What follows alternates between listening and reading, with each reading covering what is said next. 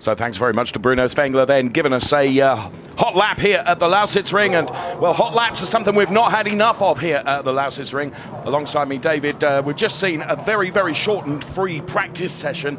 And there you could see the results of that free practice session, which, to be fair, was led by Augusto Farfus with a 1:22.622. The reason for not very much running, actually not because of rain, not because of any other reason other than very low cloud and a bit of fog. And the net result of that is that the medical helicopter, should it ever have been needed, couldn't have taken off. And so visibility on track wasn't a problem. It was the low cloud preventing the medical helicopter from flying. And so therefore, at this point in the weekend, they've normally had the 15-minute rollout yesterday and then 2 hours of running today in free practice. They haven't had 2 hours, they've had 15 minutes on a road that was damp but drying. And by the end of the session, the best times were coming on slick tyres. So drivers go into this qualifying session with virtually no data. They've had precious little track running. This potentially is going to make this a fascinating qualifying session because it really does become a lottery. Yeah, you're absolutely right. And we're seeing those cars getting out very, very early on here. And, well, of course, the qualifying in DTM now in 3 parts.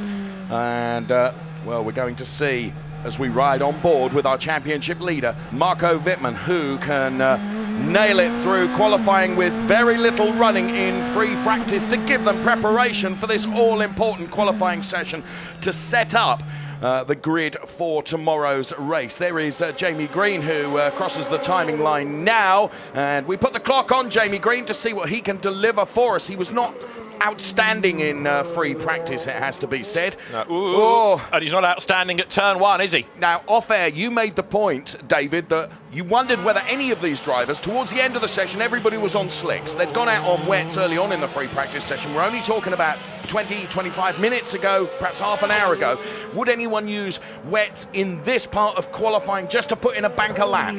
Because on slicks, on a greasy circuit, there's always that slight extra risk. The road is good enough for slicks once they've got temperature in them. There's more pressure on a driver now than there is in free practice, and you've just seen a tiny, tiny little error come from Jamie Green. The last thing you want at the start of Q1 is to go off the road. Now, the way of deducing all of this is to have a quick look at the sidewalls of the tyres. Blue means wets, and Jamie Green is on slicks, and I do suspect, because you can see where the drier part of the road is, that everybody will be on slicks, and Joey Hand is off the road, and that's exactly the point I was getting to, is that early on in the session, if you make a mistake, qualifying is effectively over, and it is Joey Hand who is off the road and in the gravel. Now, that could even be a red flag, because in the Porsche qualifying session that ran a bit earlier on in the day, with people going off and being relatively close and precarious to the edge of the road, it threw a red almost instantly. Jamie Green will do the benchmark time, and we have a red flag. Yes, we have a red, and it's because of Joey Hand. Well, we got a time from Jamie Green just before the red came out, and it was a 1:21.461. So already we're into times that are quicker than free practice was. Here it is in replay. So Hand just not able to make that turn, was he? No, he ran out of road, he gets on the wet grass, and at that point you're a passenger, he slides across the road, and even though wet gravel compacts and sometimes you can drive out of it, because he'd already tried to slow down the car on the grass and he scrubbed off a bit of speed on the tarmac, there was no momentum when he got to the gravel, and so it just comes to rest. Frustrating. So Joey Hand then is out of the session, and whether or not the race director feels benevolent and will let him back in, I'm not entirely convinced. See him spinning the wheels, but actually because the momentum's gone, all he's done is dig himself further in. So really, I'm afraid you have to question, in terms of Joey Hand doing all of that, what the point was. He didn't achieve anything to dig himself out the other side, and frustration for the American. The type of circuit, really, I suppose, that is familiar to American drivers, this sort of roval road course on the middle and the oval on the outside. You start on the oval, you then go onto the infield, there's a quick burst on the back part of the oval, then you back to the infield, and then you rejoin the oval up before what would be turn 4 on the oval course itself. And the infield, very fast and flowing, some good long fast corners there as well. So it's a popular circuit, this, with the drivers. It's a good facility, of course, in the big grandstand. It's a bit like Rockingham, for example, in the UK. You can see the bulk of the circuit, good with the fans, and even though the spectators have had a trying day, they have stayed to the end of the day and finally getting some DTM running, sort of, because we didn't have many minutes before Jay Hand did this and put it in the gravel. And what we should mention with regards to DTM and their liking of the Lausitzring is, of course, a lot of testing is carried out here. Indeed, and Matthias Ekström, I think, has said that this is the circuit of all on the DTM calendar he knows the most, because he's done endless laps here in testing. And Ekström, just to go to the business end of all of this, the championship, he's now arriving here joint second in the title race with Edo Mortara, but Marco Wittmann on 120 points very nearly has double the score plus of everybody else, and all he needs is fourth place out of this for the weekend. Now we are going to go straight into Q2. Joey Hand's red flag means that Q1 is over and the screen has been reset and we are into Q2. Now I would imagine that that will be everybody that will go through into that. Apart from Joey Hand, as the cause of the stoppage, he will go no further. But as everybody, or rather nobody, other than Jamie Green, had done a lap time, if you're following all of this, everybody's allowed into Q2. We had it at Brands Hatch, if you remember, a few years ago in the three-part qualifying days when it was the season that everybody seemed to have dramas going into Druids. Over the brow, brake, and slide off into the gravel. And was it Catherine Legg who was the first casualty? And so the first part of qualifying was red flagged.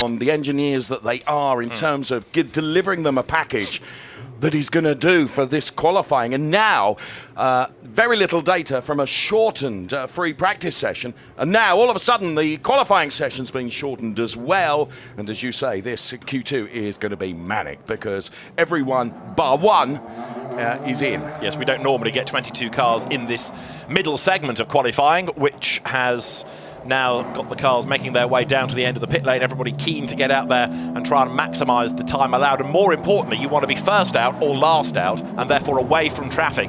And so Timo Scheider it is who will be the first man out. if you're not at the front of the queue, there is really no point being 4th, 5th, 6th, 7th and getting mired in the traffic. Leave it 20 seconds and be the last man out and try and buy yourself that clear track space. You're absolutely right. And I wonder if that's what's going through Marco Wittmann, the championship leader's mind at the moment, as we see him still in the garage there at the Mo. Yeah. There's the cars all lined up then, and as you say, Timo Scheider is going to be the first to show when the lights to the left of your screen in the Decra box there go from red to green, and we get what is effectively Q2 underway.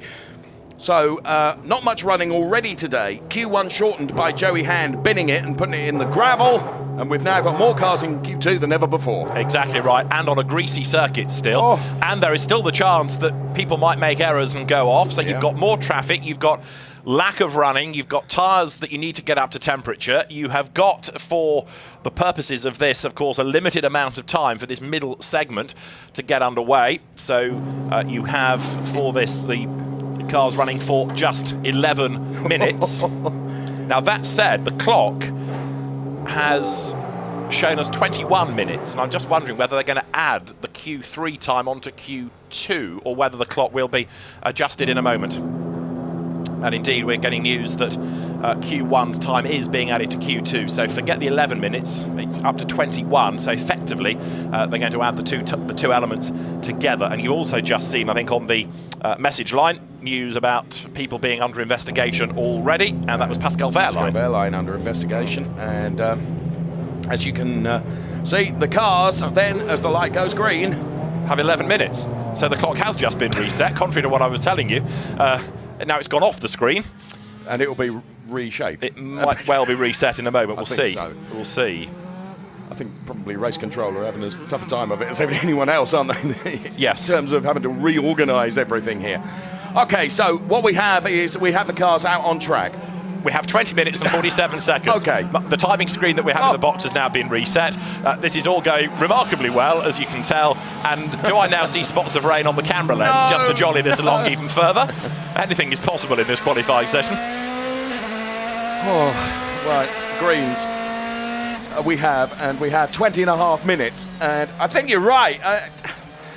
You know, it wasn't this camera that we were looking at a few moments ago that was showing us spots of rain. We would, you know, it would be indicative that we would get spots of rain on an onboard like that, but it was one of the high-out cameras, so, well. And it might be a bit of spray, because now you've got more cars out. In theory, they should be helping to dry the road, but it is still a very grey day here at the Lausitzring. The Euro Speedway, to give it its full title, and there again, spots of rain on the camera lens, so if it is going to get even damper and more slippery, a wiper on look for Scheider, and he's the first man on the road, so there's no spray in his face. If it is going to get greasier and the times are going to go up, you've got to get a lap time in right at the start of the session. And that's exactly what Scheider needs to do now. We're watching Timo Scheider then. Now, bear in mind, to the best of our knowledge, we're looking at those tyres. He's running on slick tyres. So now he needs to get that banker in, as indeed does every driver first running in this elongated Q2 session. They've got to get their times in jolly quickly, as Timo Scheider now back onto a part of the original oval here before he dives back, the left-hander, back onto the infield part of the circuit. The crossover point is going to come if it is starting to just spot with rain a little bit, as to whether that rain starts to make a difference before the slick tyres are up to temperature, because if the slicks are warm, they can still just about overcome an ever so slightly damp circuit. If the water we think is in the air becomes any greater in quantity, that's going to take over from the warmth and therefore the usability of the tyres. Okay. Well, but we're not there yet. No. The slicks will still work for now, once they're up to temperature. Well, you can see the sector times that Scheider has put in, and he's given it absolutely everything he can. Timo Scheider then, the first to show, as he's back onto the original oval once again with the run up to the timing line. Timo Scheider is going to give us our benchmark time, a 1:24.28 from Timo Scheider. And then Edo Mortara goes through behind him, and Jamie Green is looking quick. Jamie, of course, who was the man with a lap time in the first element of qualifying, comes over the timing line now. Paul Di Resta goes quickest, though, at 1:20.3. Jamie Green's lap time puts him fifth, and Adrian Tombe, who's had a pole position this year, remember, at the start of the season at Hockenheim, goes quickest. Maxime Martin goes fastest. Now, remember, I've been saying over the course of the season that Maxime Martin is somebody who drives according to grip. I just wonder whether these might be Martin-esque conditions. Oh, possibly so. So, there we can see Paffett's time, Ekstrom's time as well, and Paffett goes quickest.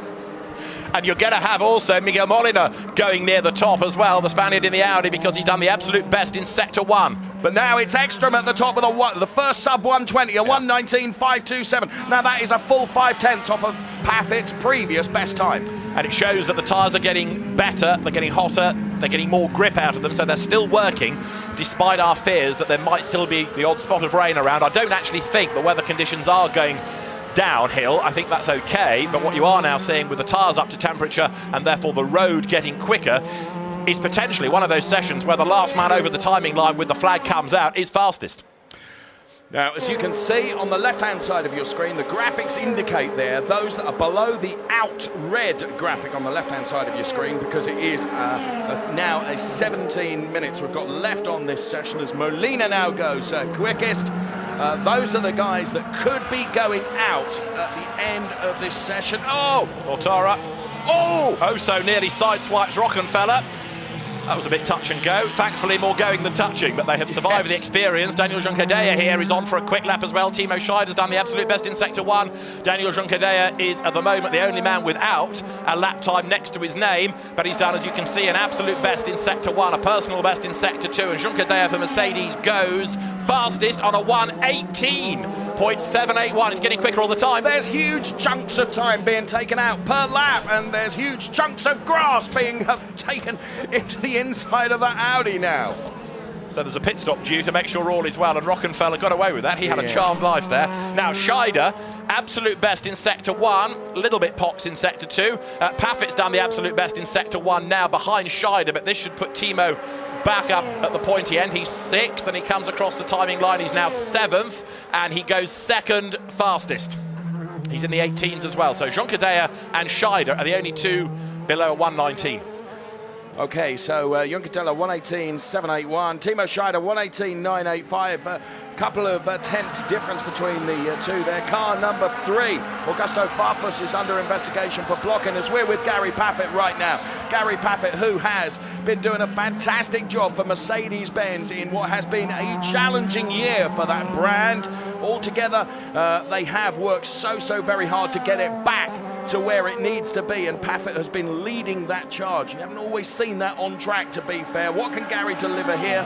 He goes P1 with a 1:18.686. But not for long. The man right behind him, Matthias Ekstrom, goes into the top slot with an 18.5, and then Juncadella goes even quicker with an 18.3. It's tumbling down, isn't it? Absolutely. In terms of lap times, there is our current P1, Danny Juncadella, then in that Mercedes-Benz. Now here is the championship leader, Marco Wittmann, who at the moment, where is he? He is 19th fastest. Now, bearing in mind that this session has been elongated, but you've taken into it another set of tyres out of Q1. The road is getting quicker and quicker and quicker. If you can do one run early on and then use another set of tyres right at the very end, you're going to be in the box seat. Okay. Make notes of that, if you will, because that's what we think is going to happen. Wittmann pits, so he is, so to speak, keeping his powder dry, I think, at the moment. There is more to come from Marco Wittmann, the championship leader. Remember, 4th or better nets him the championship this weekend with 2 races still to go. Yes, which would be a remarkable achievement for the young man in the Icewatch branded BMW, Marco Wittmann. What a season he has had in DTM. So Juncadella still at the top with Ekstrom P2, then it's Paffett P3. Good showing once again from Paul de Resta P4. Now, normally we talk about Q1 as the part of qualifying where it's about not being slow, and Q2 where it's about being quick. Yeah. At the moment, with the extra pressure for 22 drivers, it's a very impressive list of names that have managed to get themselves into that top 8, but it's going to shuffle. Those that miss out so far: Farfus, Spengler, Tomczyk, Wehrlein, Molina, Martin, Da Costa, Green, Mortara, Vitoris, Tombe, Wittmann, Müller, Petrov.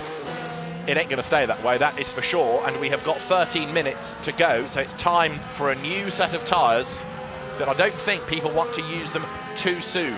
Ideally, you want to be still with life left in those tyres at the very end of the session. Well, we were seeing at the end of the free practice session, people changing tyres at a ridiculous time, right at the very end of the session. They've got no hope of getting them up to temperature and putting in a strong lap. Okay, I accept that was only free practice, so they don't want to make the same mistake here, do they, and put them on too late to be able to get the benefit out of them right at the close of the session. Yeah, they need to work back from the time the flag comes out to when they need to pit, and the strategists on the pit wall, on the so-called Pratt perches, will be doing that. Augusto Farfus and Pascal Wehrlein both being reported to the stewards, so it was blocking, wasn't it, for Farfus? It was a pit infringement for Wehrlein. The stewards will have a look at that during the course of the afternoon, so it may well be that wherever Farfus and Wehrlein end up, there's an adjunct to the story. Well, that's possible. Bruno Spengler improves by 3 places, but it's only P10 for Bruno Spengler, as you can see there, that 1:19.116 only gives P10 for Bruno Spengler, which, as we speak at the moment, most definitely would not be enough. No, indeed, and in the Mercedes garages, there is work going on before they send the cars back out for another run. 12 minutes to go. Mike Rockenfeller is away back down the pit lane. He's just come out of the scrutineering area, so he's not leaving the team, he's leaving the scrutineering bay, and now he heads down the pit lane to return to the team. Mike Rockenfeller, who drives for Ernst Moser's Phoenix squad. Now, Timo Scheider looking quick. He had a really torrid time, didn't he, in Moscow and at the Nürburgring. Here, he's looking a bit more racy, double champion. 7th fastest is Scheider. This should be a good lap. Absolute best sector 2, personal best sector 1. Add them together, he goes 2nd fastest, just under a 10th down on Daniel Jonquerea. So 1:18.413 that time from Timo Scheider. Now here's one of the drivers that's being reported to the stewards then, and it is Augusto Farfus, who's languishing down there at the moment, P12. So Augusto Farfus, and we have 11 minutes left in this session. Green sector 1, purple sector 2. So this could be pretty good from Augusto Farfus. They should bring him into the mix pending any penalties, because he's 12th at the moment, but he is 2/10ths down in sector 1. That's the problem. Has he made up more than 2/10ths in sectors 2 and 3 combined to go fastest? The answer is no. He's only 5th fastest. He lost out against his own time in sector 3, and even though he was good-ish in sector 1, it wasn't good enough. Right.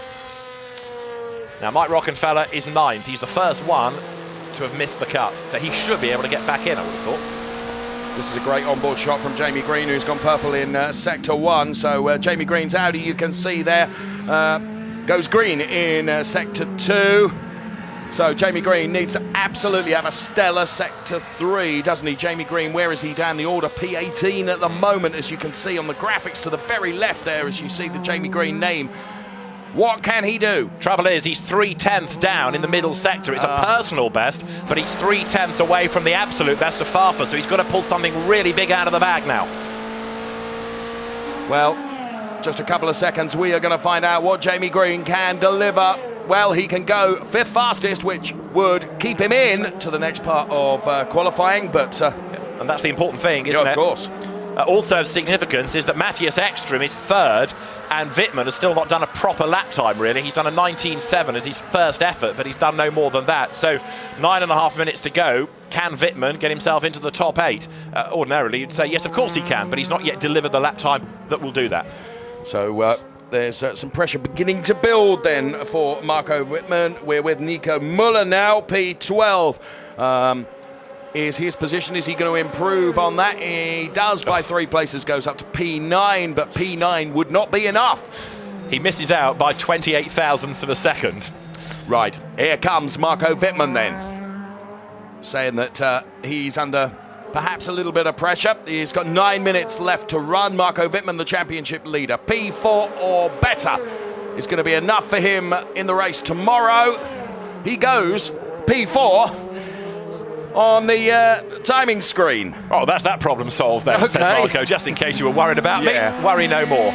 Of course, with 8.5 minutes still to run, there is the possibility that others towards the end might go faster and nudge him down the order, so we need to see that. He is only 5 thousandths ahead of Gary Paffett, and we've just had Jamie Green improve once more to go up to 4th fastest ahead of Wittmann. Farfus is now on the bubble because he's down to 8th quickest. Vitoris looks good, 2 personal bests on this lap in the Mercedes, and he goes over the timing line 10th, a 1:18.8. Martin Tomczyk is the slowest. He didn't do any proper running at all in the brief free practice session that we had, and Tomczyk is struggling. Adrian Tombe's 21st, and I would suggest struggling as well, and Bruno Spengler is 18th. So it's another of those sessions where there are some big names languishing. P19 is where Robert Wickens is at the moment. 26.3 Sector 1, 19.6 Sector 2.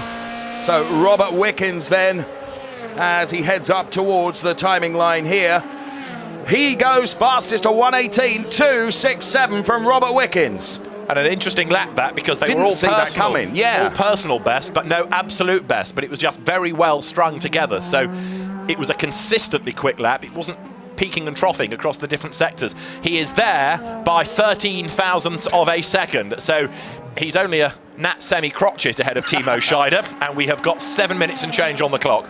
Paul de Resta improves just one place, 1:18.759. Also under investigation for blocking now is Martin Tomczyk.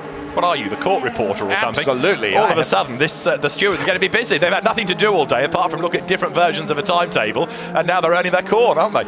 Pascal Wehrlein bangs in a lap time that gives him P5 at the moment. So the order, which is changing constantly, it's Wickens, Scheider, Junkentella, Ekstrom, Wehrlein, Rockenfeller, Green.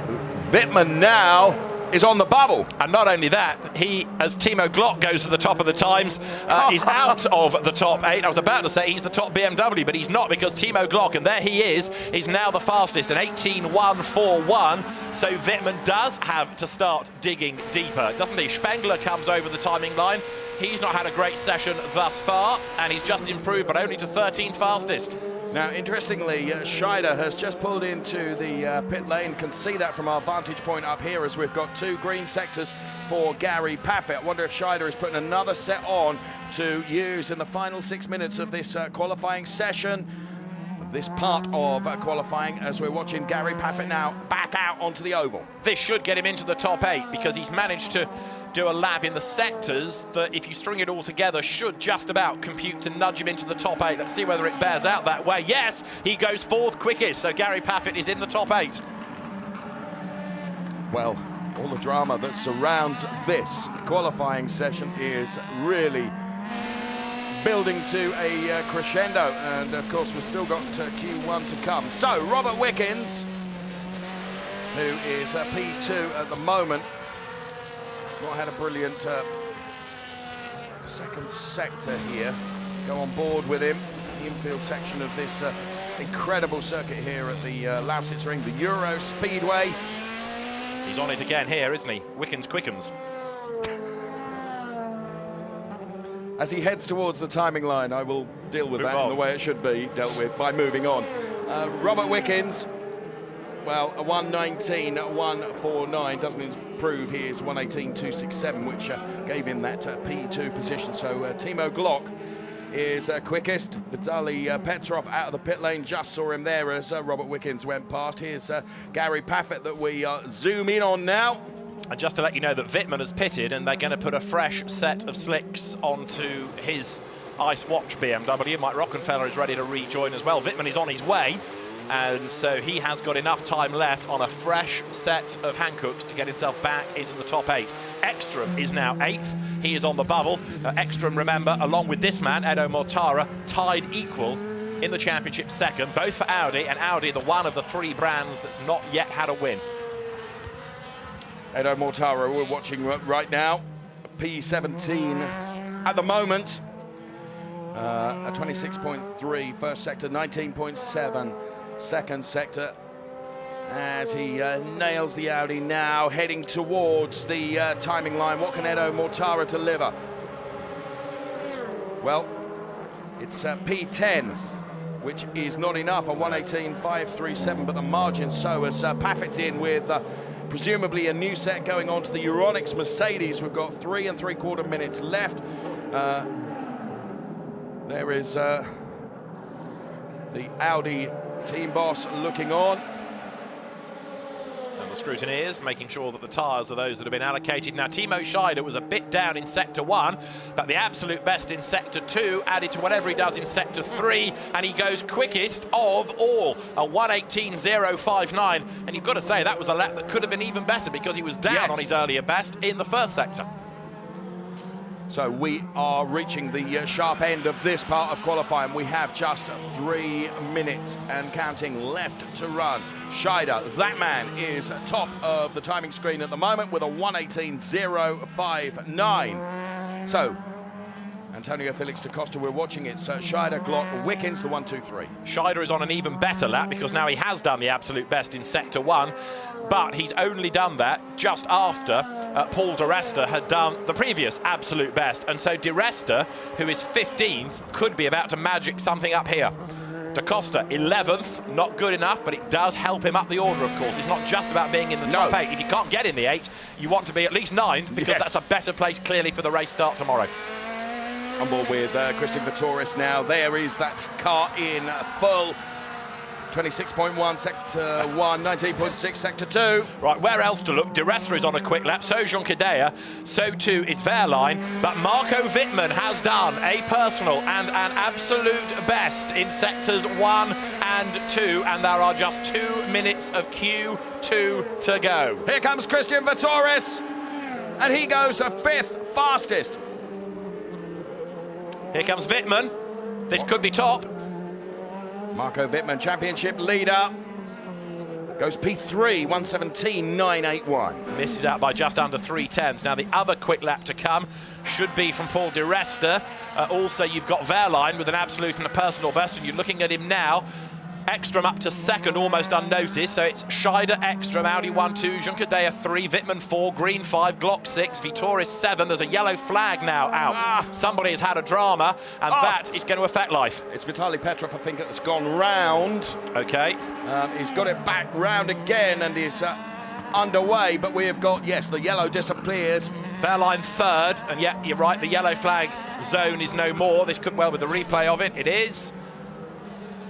Lots of speed onto the damp part of the circuit, and round comes the back.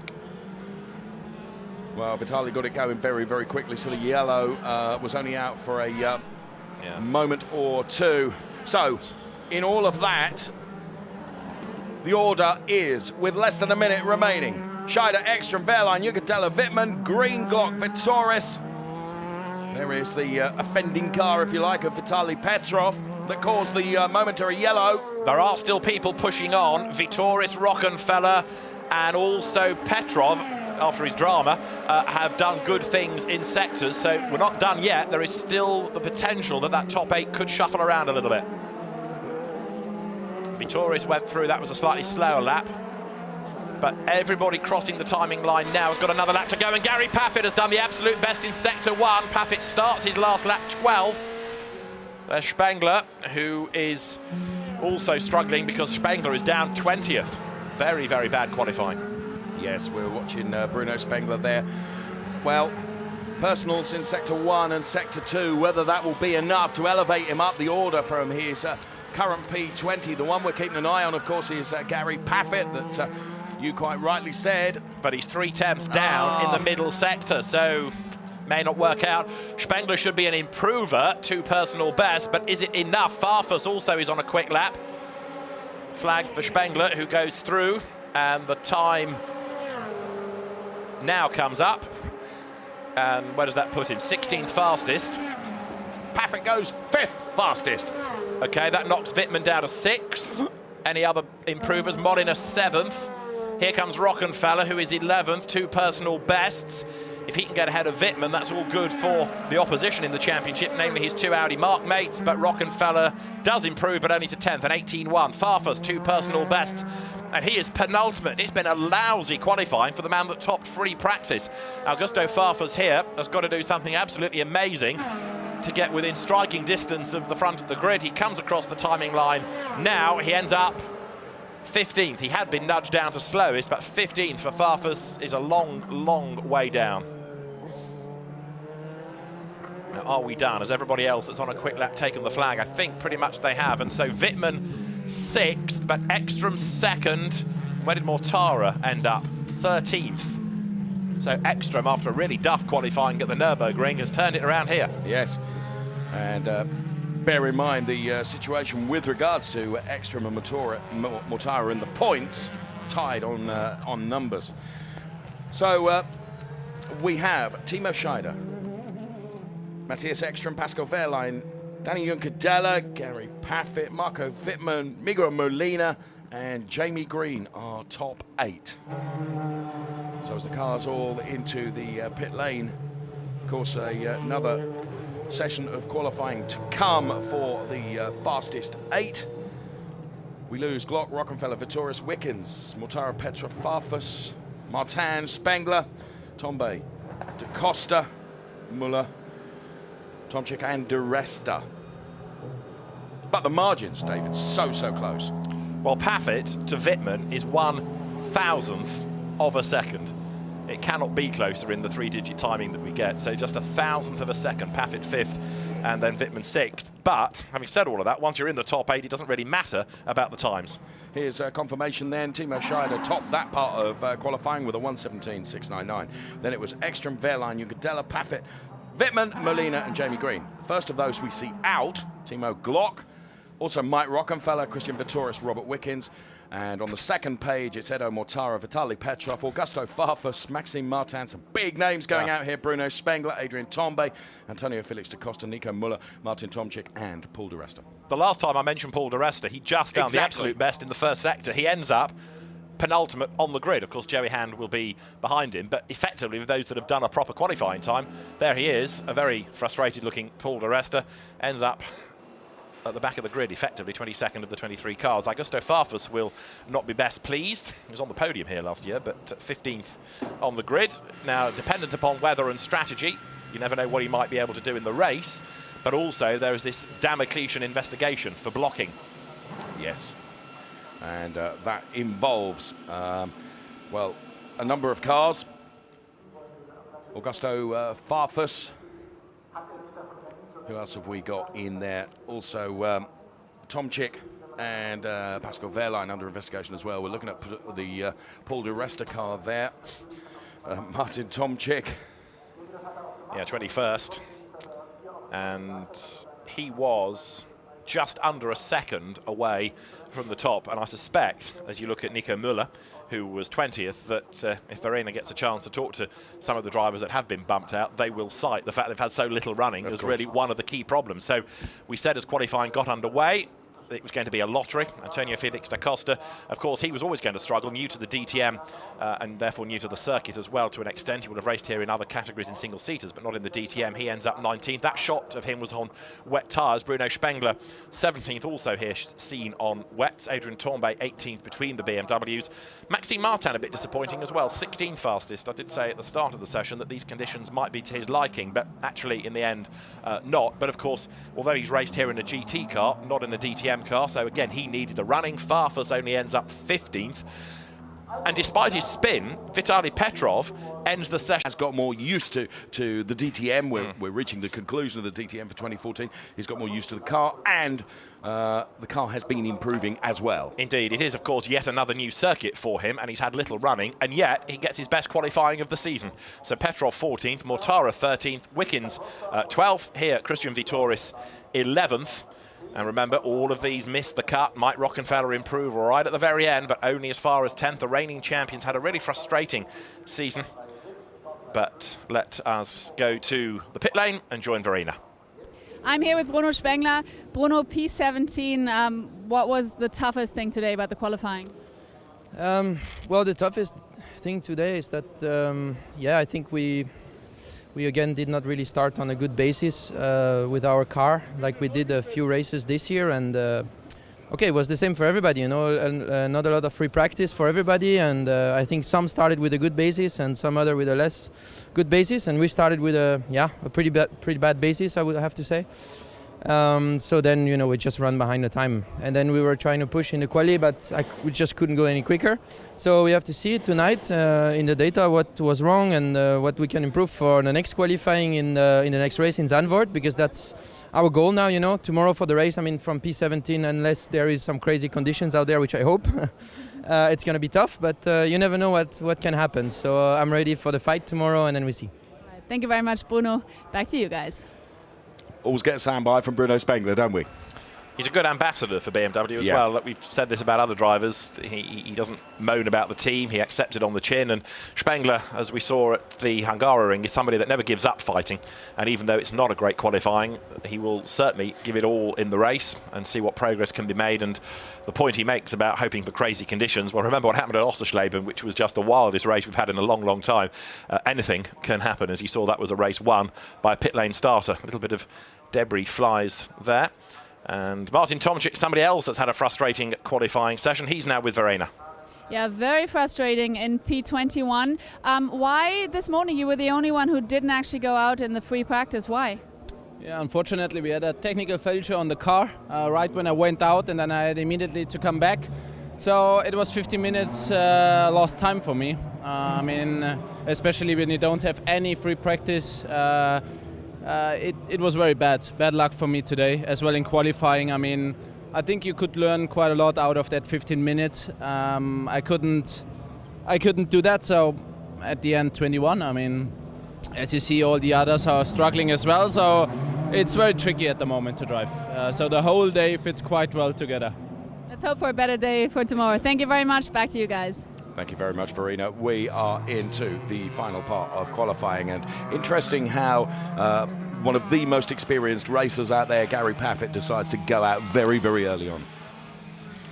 But just before we get on with this session, let's hear from Paul di Resta, who I too think will be very disappointed, actually. I bet he will be. P22 is very frustrating. What were you struggling with most? I mean, obviously you all didn't have very much data from the 15 minutes this morning. Yeah, unfortunately I made a mistake on the last set of tyres on the first time lap. One of these things when the conditions are the way they are, and then the next lap there was a yellow flag in the middle sector, and you know, the car was in the middle of the track, so unable to improve upon the lap before, and you know, you need to be key in getting the lap times done when the conditions are good.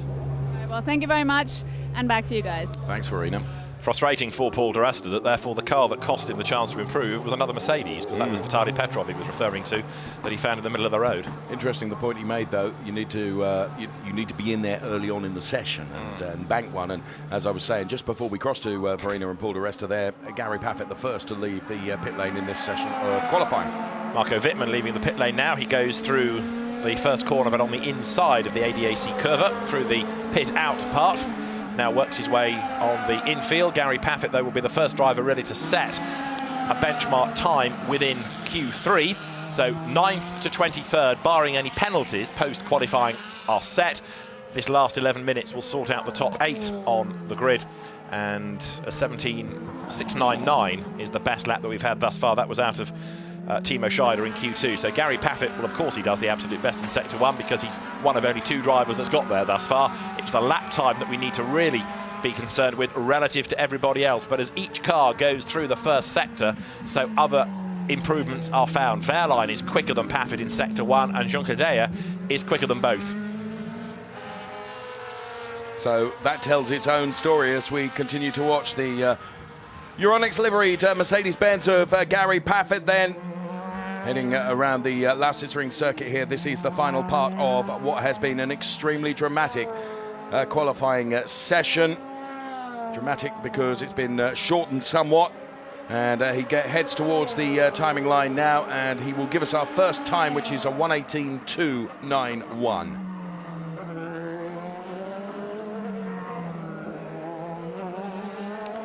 Timo Scheider is next, though he's just been bumped by Pascal Wehrlein. Daniel Juncker now goes quickest with a 1:18.018. One of the 3 Mercedes drivers, and he runs very wide, and that ruins his next lap against 4 Audis and only 1 BMW. So like we talked about Marco Wittmann in qualifying at the Nürburgring, upholding the brand honour, he's doing it again here. Yes. And it could be that he ends up at the very front of the grid with the other BMWs 9th and lower. You know, once again, you're finding a driver that makes a difference to that car. Matthias Ekstrom, meantime, needs to get himself onto the front of the grid to keep championship hopes alive, and he goes through and goes fastest on a 17.884. So at the moment then, Ekstrom quickest. We're on board with Marco Wittmann now, championship leader. As you've heard David say, P4 or better in the race will be enough for Marco Wittmann to become the utter star of 2014 as he heads towards the timing line now. Green in the first two sectors, and well, a 1:18.143 is only good enough for P3 on the grid. Thus far, but he'll get another run, won't he, before the end? So that's his banker lap, if you like. So Ekstrom is the only one in the 17s, a 17.884. We've not yet had a proper lap out of Scheider nor Jamie Green, but Jamie is circulating, and Timo Scheider is currently driving down the pit lane. There he is, indeed. You can see him as you look down from the top of the grandstand where the camera is. There is Matthias Ekstrom. Looks rejuvenated this weekend, doesn't he? He really was struggling at the Nürburgring, but this is the Ekstrom, and okay, he's done a lot of miles around here, but this is the Ekstrom that you anticipate seeing. Of course. Well, 1:17.884 gives him P1 at the moment. I don't think these sector times will reveal a quicker lap. 1:17.876. So, Ekstrom, Juncadella, Wittmann, Paffett, Wehrlein, Molina, Timo Scheider. Ekstrom was quicker again, wasn't he? That 17.876, slightly faster, but Jamie Green here has done the absolute best in Sector 1. Frustrating season for Jamie. We've seen a lot of speed, but it's never quite translated into results for him, so maybe things can change here. He has, in his pretty long DTM career, had 8 wins, but never won at the Lausitzring. Maybe it could change this weekend, so absolute best, personal best for him. But before he gets to the line, let's see what Daniel Juncadella can do. So here is Daniel Juncadella then, currently P2. What can he pull out now as he crosses the timing line? Well, it's 1:18.107. So stays P2. This is Jamie Green. You can see purple in Sector 1, green in Sector 2. Jamie Green, here comes a lap time from him then. It's a 1:17.972, so he now goes second fastest. You're absolutely right. He was really nailing that. And time for another lap, of course. We've got 5 minutes left remaining in this final session of qualifying. More rubber going on to the Gary Paffett Mercedes. You can see there at the moment the session being led by Matthias Ekstrom. Then it's Jamie Green, Daniel Juncadella, Marco Wittmann is P4. This man, Gary Paffett, P5. Then it's Wehrlein, Molina, and Timo Scheider. And interestingly, in comes Ekstrom as well.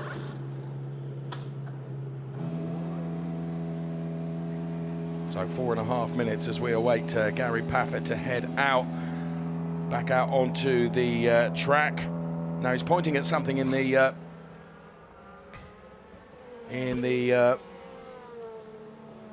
side of the car there.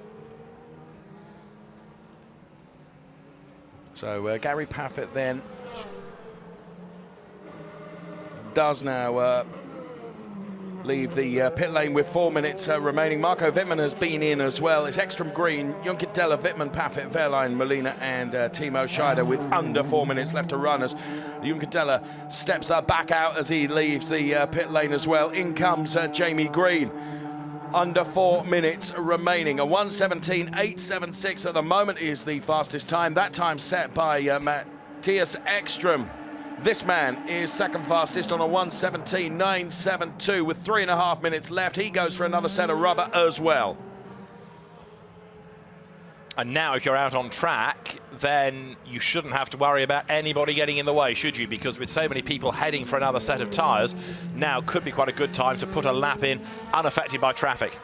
I think it's going to get fraught and frantic up the top as we head towards the end of this final part of qualifying here. The DTM at Lausitzring with just over 3 minutes left. We're watching Miguel Molina here as he rounds the final turn 12 here at the Lausitzring on the old existing oval, heads towards the timing line. And Molina goes fastest with a 1:17.786. Now 2 3/4 minutes of the session still to go. Pascal Wehrlein has now done an absolute and a personal best. And again, there's no traffic around him. Of course, this is a fairly long lap anyway. It's just under 3.5 kilometres, so it's one of the longer laps. And with only 8 cars circulating at any one time in the session, traffic should not be an issue. Wehrlein could get himself here to the top of the times for Mercedes. He goes over the timing line. He does go fastest on a 1:17.547. Now, that's a reasonable margin, isn't it? Couple of tenths there. Here comes Timo Scheider. What can Timo Scheider do? Timo Scheider can go second fastest with a 1:17.761.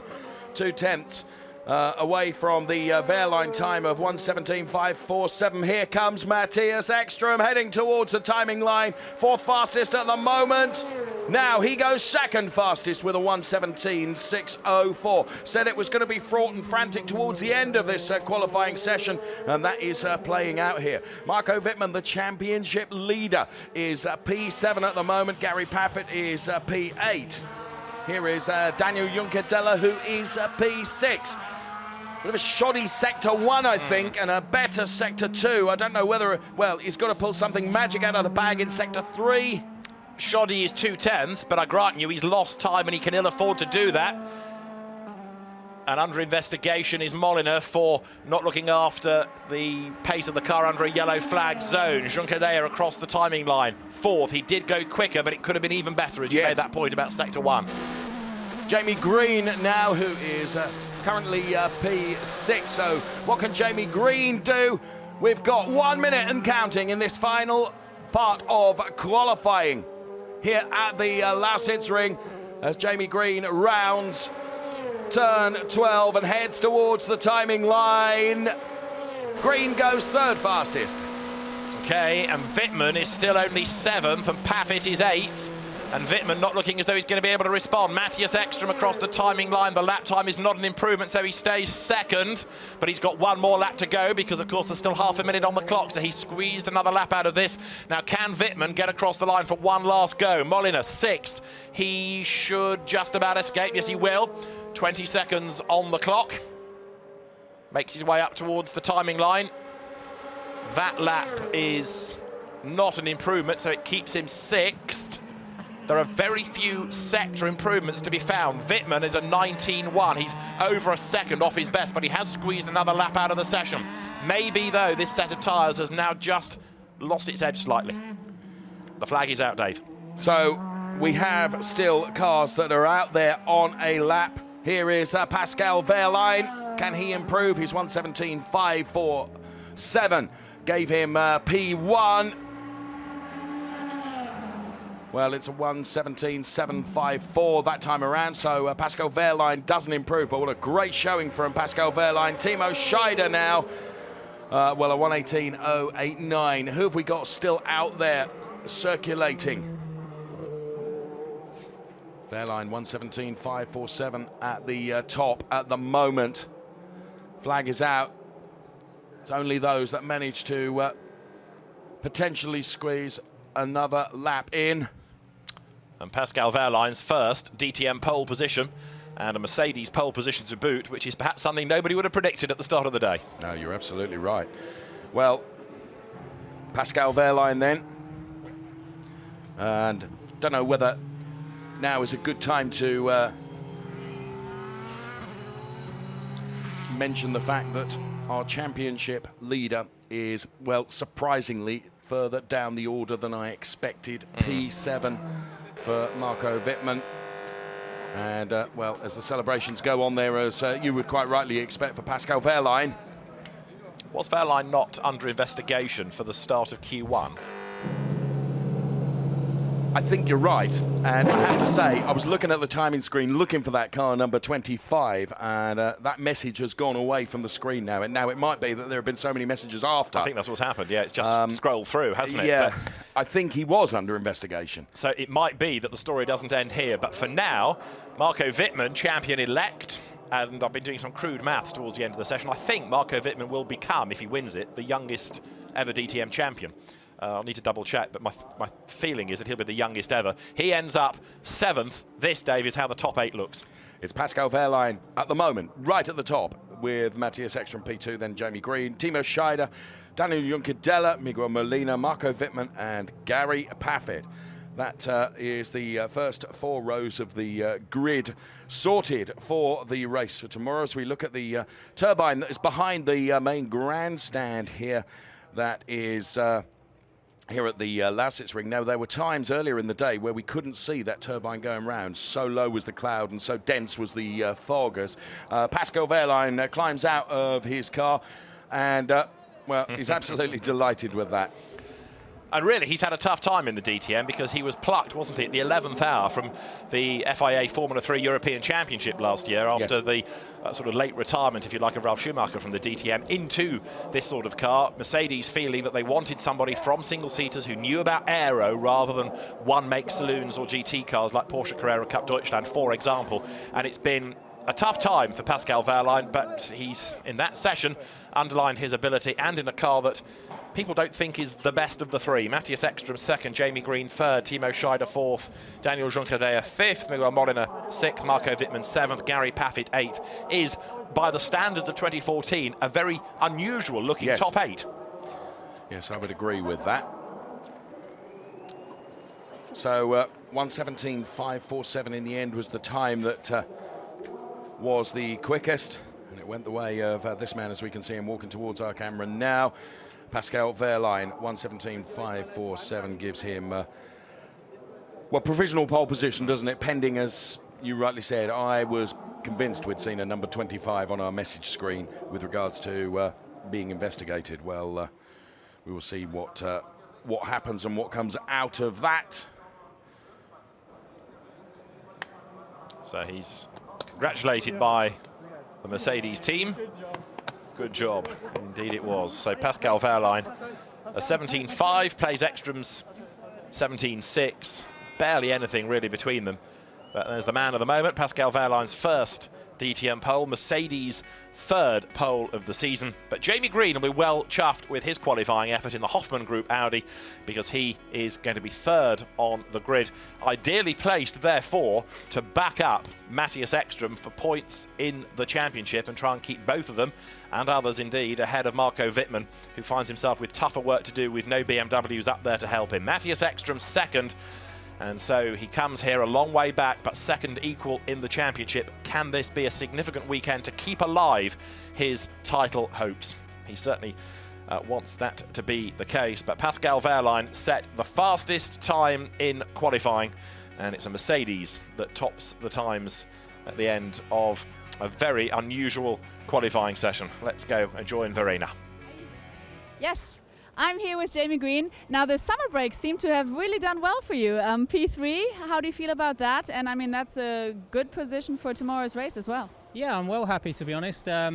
Qualifying's been pretty decent for me the last few races. I've been in the top 6 the last 2-3 races, and again today. So, you know, that's where you need to be to get good race results. So hopefully, if I keep out of trouble tomorrow, then I can get a good result. That's what's definitely needed.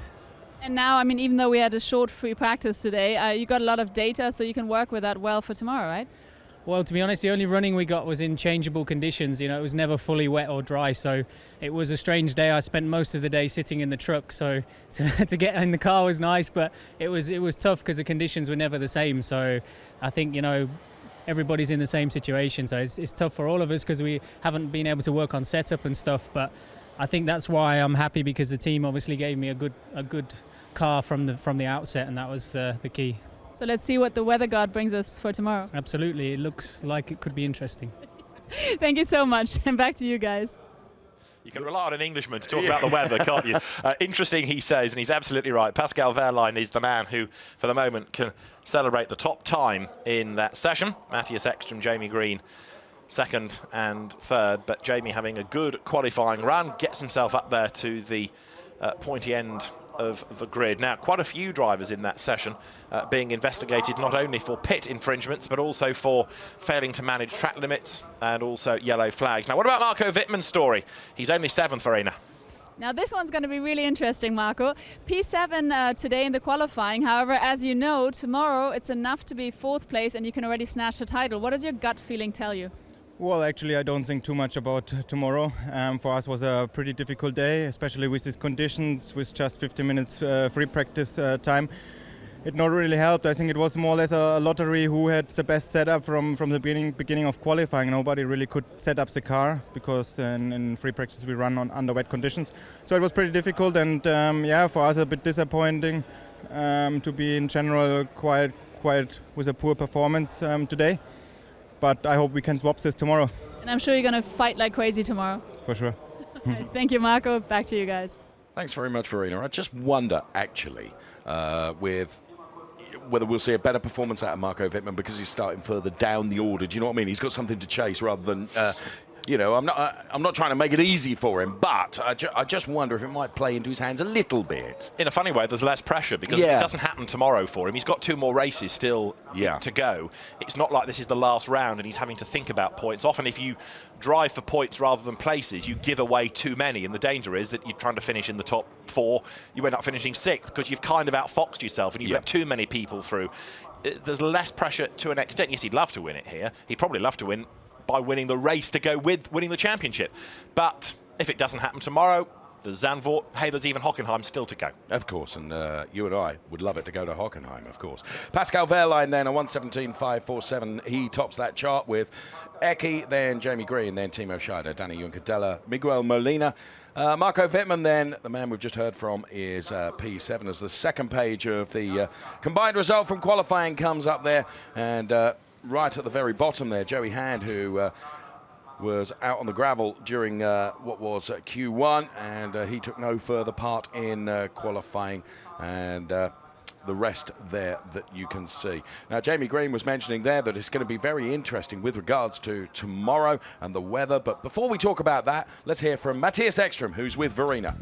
Yes, Eki. Now, it's been a while that you had good qualifying. Today certainly was a good qualifying with P2. Good feeling about tomorrow?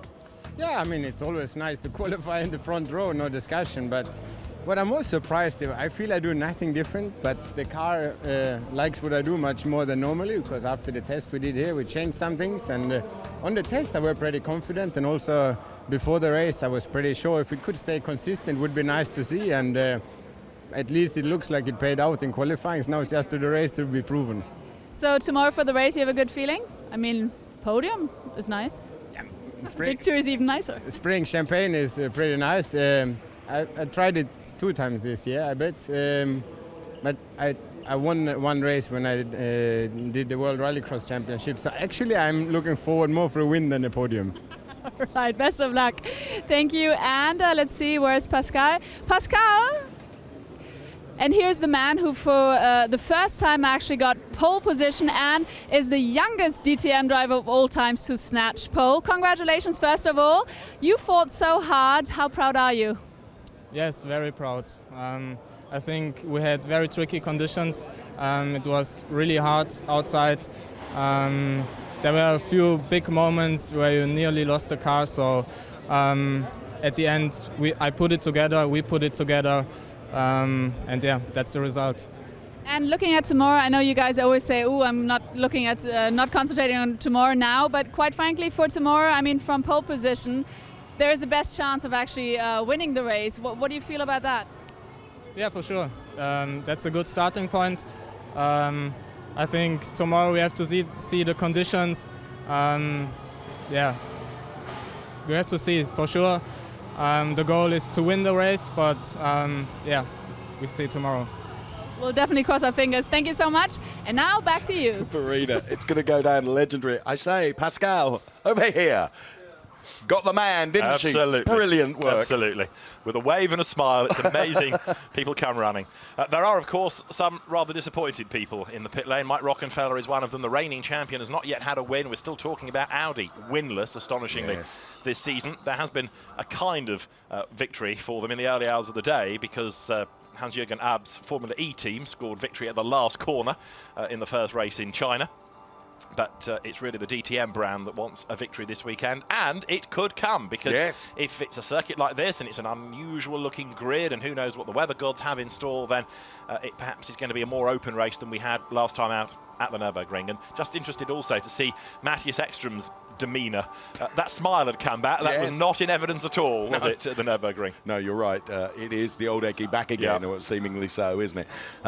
Well, there's the man with, well, he's set himself quite a bit of work to do, and as we mentioned earlier, perhaps in a funny sort of way, he's taken the pressure away from himself a bit because he'll be starting from P7, our championship leader, Marco Wittmann, who needs a P4 or better to seal the championship here at the Lausitzring. Of course, in many ways, we all hope it goes to Hockenheim, of course. We want the drama to be maintained all the way to the very end of the DTM 2014 season. But the Ice Power liveried BMW there of Marco Wittmann will start from P7 tomorrow. Well, what will the weather gods do? Only time will tell. It's remained really dank and overcast and cloudy and sort of murky all day today. Let's see what it will be tomorrow. Okay, to the press conference now. Run number 8 in the DTM season 2014. After the qualifying here at the Lausitzring, for the first time ever in his young career,